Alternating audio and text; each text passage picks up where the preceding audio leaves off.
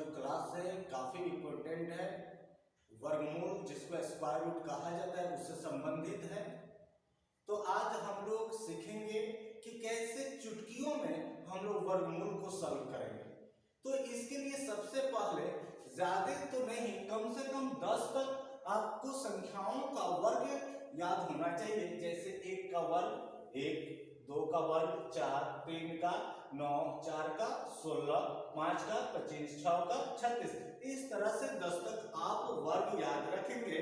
और यहाँ पे आपको एक चीज याद रखना होगा, इकाई का अंक। जैसे 1 का जो है यहाँ पे 1 है, उसके बाद में आपको यहाँ पे देखिए 9 का वर्ग में भी 1 आ रहा है, 4 जो है 2 का वर्ग में है और 8 का भी वर्ग में है यहाँ पे।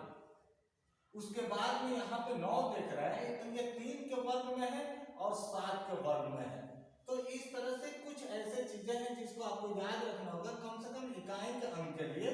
उसके बाद में फिर देख रहे हैं कि ये 6 जो इकाई का स्थान पर है, यह एक आपका 4 का वर्ग का है और दूसरा 6 का वर्ग का है। और आपका जो ये 5 का जो वर्ग है 25, यह तो केवल 5 इकाई स्थान पर तभी आएगा जब वहां पे 5 होगा और 5 का वर्ग किया जाता है। तो चलते हैं, हम लोग देखते हैं कि कैसे आसानी से इसको पलक झपकते ही आप वर्गमूल को बना लेंगे। तो इसके लिए सबसे पहले आप दाहिने से 2 का जोड़ा लगा दें। दाहिने से 2 का जोड़ा लगाएं और देखें इकाई स्थान पे कौन सा अंक है। तो इकाई स्थान पे 9 अंक है, तो यह 9 देखेंगे किसका पूर्ण वर्ग में आता है। तो जैसे देखिए अगर 2 का वर्ग है तो 4, 3 का वर्ग है 9 और फिर यहाँ पे 7 का वर्ग है, तो 3 और 7 का वर्ग करते हैं तो इकाई स्थान पे 9 आता है। तो इसके लिए हम क्या करते हैं, मान लेते हैं कुछ अंकों का डिजिट है 2 या 3 या 4, तो इसके लिए सबसे पहले हम दोनों अंक को लिख लेंगे, 3 को और आपको जो दिया है यहाँ पे 7, क्योंकि 3 का भी वर्ग 9 है और 7 का भी वर्ग। तो हम लोग ये नहीं जानते हैं कि यहाँ पे आएगा क्या, इसलिए हम बता रहे हैं कि इसको आपको कैसे करना है। तो आप 3 को भी लिख लीजिए और 7 को भी लिख लीजिए, दोनों अंक को एक साथ लिख लीजिए। उसके बाद में जो लास्ट के ये 2 अंक है दहाई का, इसको आप लोग देखिए, ये जो 28 है, ये 28 किसी संख्याओं का यह पूर्ण वर्ग नहीं होता। तो हम देखेंगे कि 28 किन 2 संख्याओं के पूर्ण वर्गों के बीच में पाया जाता है। तो यहाँ पे हम लिखते हैं 5 का होल स्क्वायर 25 और 6 का होल स्क्वायर 36। तो ये जो 28 आया 25 और 36 के बीच में मिल रहा है। तो करना क्या है, आपको 5 और 6 को गुना कर देना है। तो 5 6 30, ये जो गुणनफल आया आपको पावर को नहीं, केवल ये बेस को, आधार को गुना करना है। 5 गुना 6 30, तो ये 30 जब आए तो ये 28 को देखेंगे हम कि 28 ये 30 से ज्यादा है कि कम है। ये रूट के अंदर को देखना है, इससे कंपेयर करना है इसको।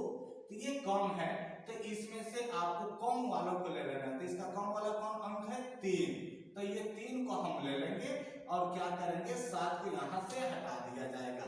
अब यहाँ पे 3 हो गया। उसके बाद में जो 28 आया, यह 5 जो छोटी संख्या 5 का वर्ग है और 6 का वर्ग इसके बीच में जो पाया जाता है, तो इसकी छोटी संख्या का जो वर्ग होगा इसको यहाँ पर हम लिख देंगे 53। यानी ऐसे कहा जाए तो 28 और 9 का जो वर्गमूल होगा वह आपका 53 हो जाएगा। इसी तरह से हम लोग यहाँ पे क्या करेंगे देखते हैं। ये 14,161 यहाँ पे आपको दिया है कितना अंक में, 5 अंक में। इसका वर्गमूल निकालना है। तो इसके लिए करेंगे ये कि यहाँ से दाहिने से फिर 2 का जोड़ा लगा दें। उसके बाद इसके इकाई अंक को देखिए क्या दिया है 1। तो यह इकाई अंक 1 किसका वर्ग होता है, एक 1 का होता है और दूसरा 9 का होता है। तो फिर इसका इकाई में कौन सा अंक होगा इसको पता करने के लिए आप दोनों अंक को लिख लीजिए, 1 को भी लिखिए 9 को भी लिखिए। उसके बाद में यहाँ पे देखिए ये 141 संख्या, ये लास्ट की संख्या ले लेंगे 141 है। यह 141 हम देखेंगे किस संख्या का वर्गमूल है। तो 141 किसी संख्या का वर्गमूल नहीं होता है। तो हम देखेंगे किन 2 संख्याओं के पूर्ण वर्गों के बीच में ये पाया जाता है। तो जैसे 21 का 21 का यहाँ पे वर्ग हो जाएगा 21 का वर्ग तो नहीं, ज्यादा हो जा रहा है, हम लोग देखेंगे उससे नीचे 11 11 121, 11 का वर्ग देखेंगे तो ये हो जाएगा आपका 121, और फिर यहाँ पे 12 का होल स्क्वायर देखेंगे तो हो जाएगा 144। तो ये 141 जो है 121 और 144 के बीच में पाया जाता है। तो इसके लिए क्या करेंगे हम, अब देख रहे हैं कि 141 तो मिल गया, तो फिर हमको काम क्या करना है, 11 और 12 को गुना करना। तो 11 12 में गुना करेंगे तो आएगा 132। तो 132, अब देखिए 141 जो है 132 से बड़ा है, तो इसमें का बड़ा अंक ले लेंगे, तो बड़ा अंक कौन है 9, तो 9 ले लेंगे और यहाँ से 1 को मिटा देंगे, और उसके बाद में छोटी संख्या जो है इसमें का 11 का वर्ग, तो 11 यहाँ पे आप लिख देंगे।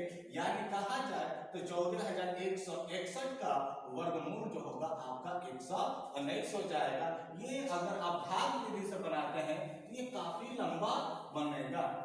अब इसी तरह से हम लोग एक दो और देखते हैं, जैसे यहाँ पे देखते हैं 7056 का वर्गमूल निकालना है, तो दाहिने से 2 का जोड़ा लगा दे, तो दाहिने से 2 का जोड़ा लगाने पर आ गया आपका 56, इकाई स्थान पे आ गया आपका 6, तो 6 इकाई स्थान पे कब आता है, जब 4 का वर्ग होता है तब, और यहाँ पे आपका 6 का वर्ग होता है तब, इकाई स्थान पे आपका आता है 6। तो हम क्या करेंगे, 4 और 6 ये दोनों संख्याओं को एक साथ लेंगे। अब इसमें से आपको देखना है कि हमको इकाई स्थान पे कौन संख्या लेना है, तो इसके लिए फिर हम क्या करेंगे 70 लेंगे। तो देखेंगे कि ये 70 किन दो संख्याओं के बीच में पाया जाता है, किन दो पूर्ण वर्ग के जो होता है उसके बीच में होता है। तो यहाँ पे देखते हैं जैसे 8 का वर्ग लेंगे तो 8 8 64, फिर 9 का वर्ग लेंगे तो 9 9 81। तो ये जो 70 है 64 और 81 के बीच में मिल रहा है, तो हम क्या करेंगे, फिर ये 8 और 9 को गुना कर देंगे, तो 8 9 72, तो ये 72 आया। तो ये 70 से क्या 70 जो है 72 की अपेक्षा क्या है, छोटा है, तो इसमें का छोटा ले लेंगे, यानी छोटा कहने करते हैं कि इसका 4 ले लेंगे और 6 को मिटा देंगे, उसके बाद में इसमें छोटा अंक क्या आ गया आपका 8, तो यहाँ पे 8 लिख लीजिएगा।